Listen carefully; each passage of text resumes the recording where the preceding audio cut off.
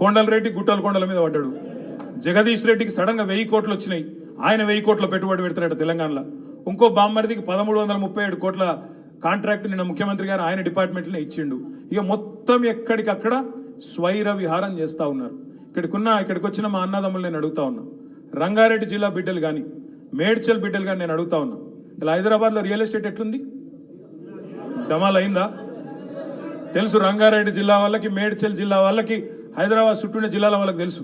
ఎందుకు డమాల్ అంటున్నది ఒక్కడే ఒక కారణం, ఈ ముఖ్యమంత్రి ఈయన చేస్తున్న ఘాతకాలు, ఈయన కుటుంబ సభ్యులు చేస్తున్న సెటిల్మెంట్లు, భూ దందాలు, బిల్డర్లను బెదిరించుడు, హైడ్రా పేరు మీద వసూళ్లు, ఈ కార్యక్రమాలన్నీ ఒక్కొక్కటిగా బయటికి వస్తాయి. ముఖ్యమంత్రి గారు ఏం సంబరపడుతుందంటే, నాకు ఒక బుగ్గకారు దొరికింది, పైన రాహుల్ గాంధీ పిలుస్తున్నాడు, ఇప్పటికి 22 సార్లు వేయొచ్చిండండి ఢిల్లీకి. ఈయన చేసిన అతి గొప్ప పని ఏంటంటే 9-10 నెలల్లో 22 సార్లు ఎక్కే విమానం, దిగే విమానం, చేసింది మాత్రం ఏం లేదు. గట్లున్నది కథ. ఒక్క కొత్త పథకం లేదు, పెన్షన్ పెంచింది లేదు. పక్క రాష్ట్రంలో చంద్రబాబు నాయుడు గారు మొన్ననే ముఖ్యమంత్రి అయిండు.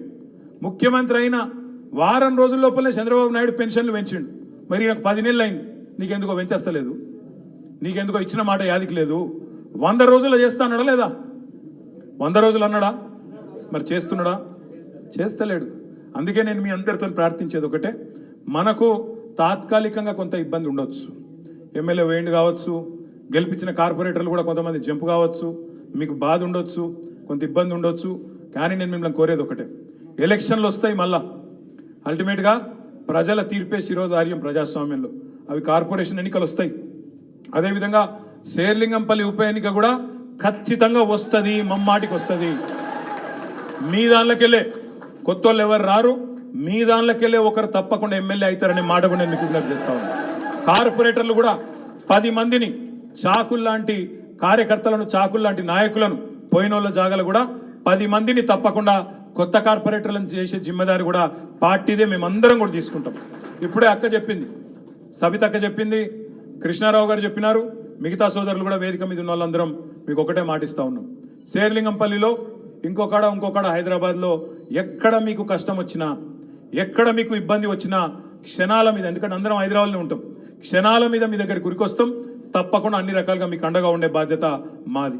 అది హైడ్రా బాధ కావచ్చు, ఇంకో బాధ కావచ్చు, ఏ బాధ ఉన్నా ఒక్క ఫోన్ కాల్తో నిరుకొస్తాం. కొత్త కమిటీలు కూడా వేసుకుందాం, కొత్త డివిజన్ కమిటీలు వేసుకుందాం. కొత్తగా పార్టీ నిర్మాణం కూడా పోయినోళ్ళు పోయినరు, ఉన్నోళ్ళతో మంచిగా పకడ్బందీగా నిర్మాణం చేసుకుందాం.